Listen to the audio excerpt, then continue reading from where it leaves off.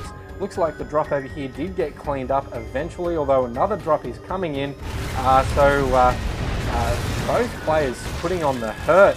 Nestea realizing there's a drop coming. Looks like he's sending those mutas back to try and clean out that drop. Looks like although the Baneling's getting a great hit going off on those Marines.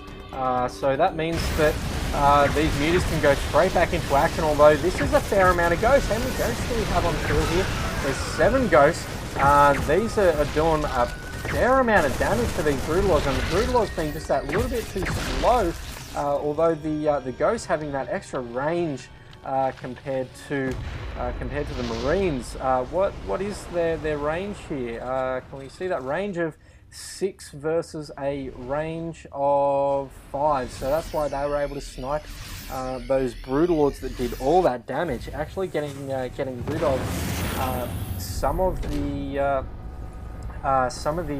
tech structures here for MVP. So a pretty full-on game going on, and we have a 7th base going down for Nestea. Nestea being extremely aggressive with his economy here. More mutas coming through, trying to take out that medevac, although the turret is saying, oi, leave my medevac alone.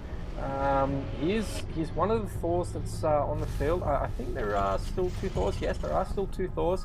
Another Broodlord is on the field as well. 2 more Broodlords. Looks like we're getting more Broodlords getting morphed in here. Although the Ultralisk Cavern is going down for Nestea, realizing that that's probably the best thing to do against this army. Although this is a pretty good setup for MVP. If I was MVP, I'd be feeling quite comfortable right about now. I'm not sure what was going on over here. Oh, it looks like it could have been a Nidus worm. Is there actually a Nidus worm on the field somewhere? Trying to find that Nidus worm. This drop getting denied almost immediately, which is absolutely fantastic for Nestea, preventing any damage being, or any further damage being done to that that spawning pool. Where is... there's the Nidus worm. So yes, that was a Nidus worm over the side. Another Nidus worm getting thrown down, although this Broodlord needs to watch out, and it does get taken out. I don't know if this is a waste of time, although the drop coming over for MVP is going to see that Nestea does have a 7th base, but these wings are going to help deny this, or make time for the reinforcements to come and deny this drop. I think this hatchery will survive, and indeed it does, with the medevac going to get taken out by the mutas. More turrets being thrown down by MVP, realizing that there's definitely a threat from Nestea right about now from this bottom center. Nestea looks like he's still got control over the watchtowers. Yes, that is Nestea's control on those watchtowers. Oh, there it is. There's that wing. It's hiding in the bushes. What's going on here? I heard a drop. That's just Marines coming back from doing one of their drops. These Lings and Banelings scouting around, trying to see what's going on. Although both players are hovering quite a lot of minerals. Almost 11,000 was on there for Nestea, and close to 1,000 for MVP. Although this Thor is out for blood on these mutas, with a tank being put on the high ground, and actually Thor's on the high ground too. This is a fantastic thing. If you're Terran and you're playing on Shakuras Plateau, take note. This is actually a very good thing, because you can't get a surround on Lings at this location, even if you do have Overlord speed and I forget what the upgrade is called, where you can Ventral Sacs. Yes, that's the one there. If you do have Ventral Sacs and Overlord speed, it's still the Overlords are still going to get taken out by this Thor on the high ground. So that tank can really do whatever it wants. It can get rid of anything that it wants to. Although with Fungals going to be on the field, that's actually going to be a good spot for Nestea to be in. Although this Broodlord is not going to get, or actually it might get taken out now. This Viking is here saying, hey, buzz off, buddy. You are not coming anywhere near my tank. SCVs getting brought off the line. I feel as if these are almost sacrificial SCVs so that MVP can free up some of his supply for his army, because he has a fantastic economy going. Actually a planetary fortress being dropped down at this expansion, another planetary in the center. I'm curious to see if this command center will be turned into a planetary. I think it may. SCV is trying to work on healing up this command center. It looks like that command center will survive. Those tanks going to town on something in the center of the map there. Although I've got to give it to Nestea, he has fantastic map control. He's got his infestors out, which I feel as though infestors are one of the more underutilized units in StarCraft. Actually, I certainly don't use them as much as I should, probably because I can't. I am just that horrible at StarCraft. But it looks like this medevac is going to try and do a drop over here, but there is a spine crawler in this expansion for Nestea. Looks like the Lings are going to come over to help clean this up.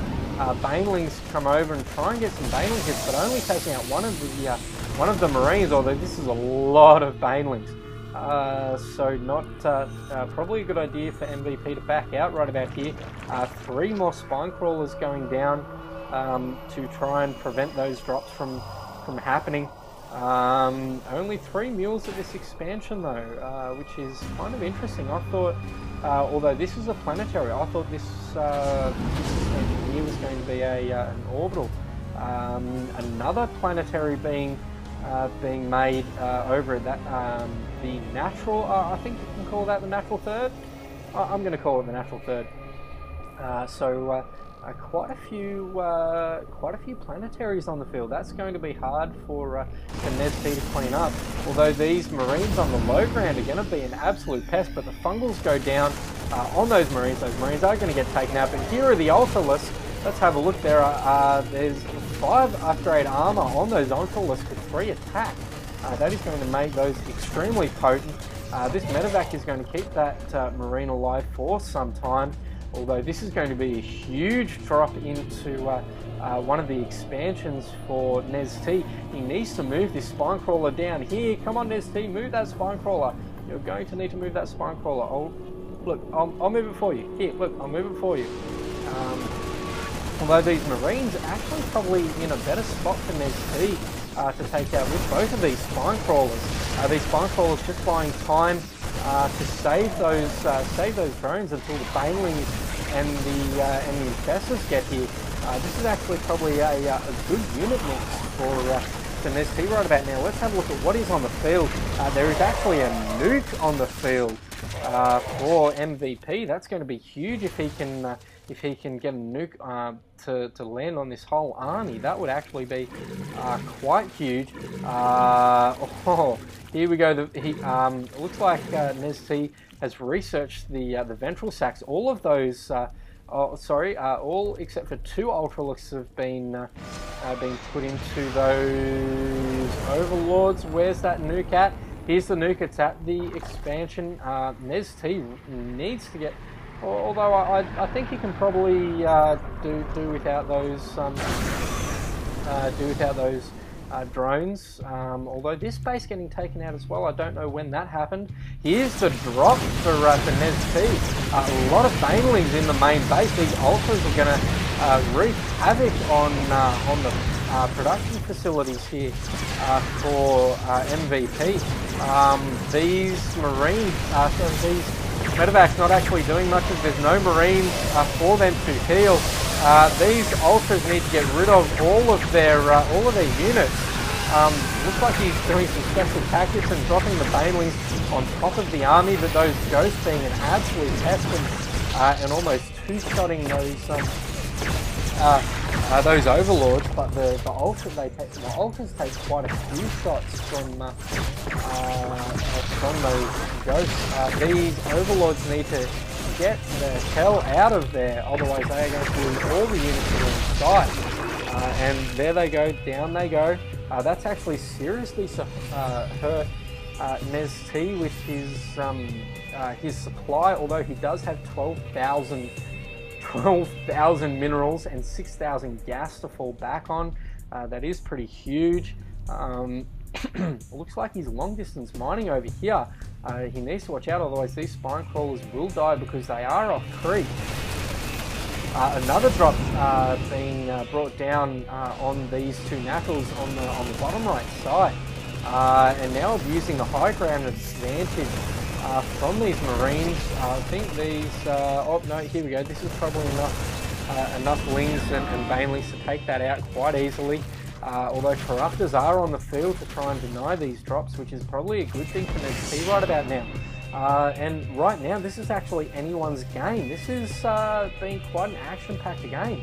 I don't think I've stopped speaking all game, which is a fantastic thing for me. Helps me improve my casting. I hope you guys are enjoying my casting, by the way. A random tank over here that isn't sieged up. That's probably just a little micro mistake by IMMvp. Now realizing that it wasn't sieged up and fixing his mistake over here. More drops coming in with random overlords to try and absorb the damage from these turrets, which is exactly what they did. That's a good spot for Nestea to be in. Even though his supply is hurting, he does have still an extra 7,000 minerals in the bank to help reinforce his situation here. It looks like all of those spine crawlers did go down, but the nuke, another nuke down at this expansion, killing off that queen, almost killing the spine crawler, the ghost needing to take out that spore crawler. Although drops galore coming down for MVP. Nestea is really just in a defensive position right now. He needs to keep as many units alive as he can. Resources are running low for him. He's got one base mined out, two bases mined out, three bases totally mined out. He's only got a few drones at this base. This base is not yet mined out, neither for this one, so he's actually got 1, 2, 3, 4 potential mining bases that he can have here. But I think MVP is probably in a worse position minerals-wise. Although I hear another nuke. Where's that nuke? But that's a lot of broodlords. There's the nuke. There's actually 3 nukes on the field. So there's one. Where's the other? It's in the middle to try and take out these spine crawlers. And the third nuke is on the side to try and get rid of this expansion. This is actually quite a good spot for MVP to be in. Although I would be afraid if I was MVP seeing all of these broodlords. This is absolutely huge for Nestea. This is going to do a lot of damage. He needs to try and keep those broodlords alive. These infestors could have taken out that drop, but they certainly did not. That tank not standing a chance against air units. Looks like there is a couple of corruptors thrown in. That's definitely not enough to take care of these Vikings, though, as it looks like most of these, looks like all of these broodlords going to go down. Here's some close ghosts, however, that are going to wreak massive havoc on these broodlords. The broodlord count getting cut almost in half. 8 broodlords left, 5 4, 3 broodlords left. This is not looking good for Nestea. I've got to say, although this Ultra Spine go to town, and there's the GG out of Nestea. That is not something that I would have expected.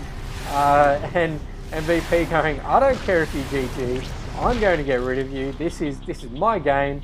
I'm taking this game. So yeah, guys, absolutely fantastic game. I was surprised to see the GG come out of Nestea. Although if we do look at the resources lost tab, he has lost almost double that of what MVP did. So a fantastic game by both players.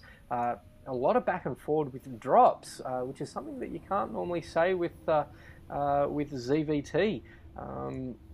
But you absolutely could in this game. This was a fantastic game. A lot of concentration required by both players, and actually, this is probably why Nestea GG'd, because he's almost all of his bases have been taken out. He's only got his two naturals left, so that's probably why he GG'd. He realised he couldn't get his economy back up and running and his production, so. Yeah, guys, look, I really do hope you enjoyed this game. I enjoyed casting it. I enjoyed casting this whole series, especially with these two South Korean players. If you do get a chance, go check them out. Yeah, guys, look, have a good night, and I'll see you all for the next game.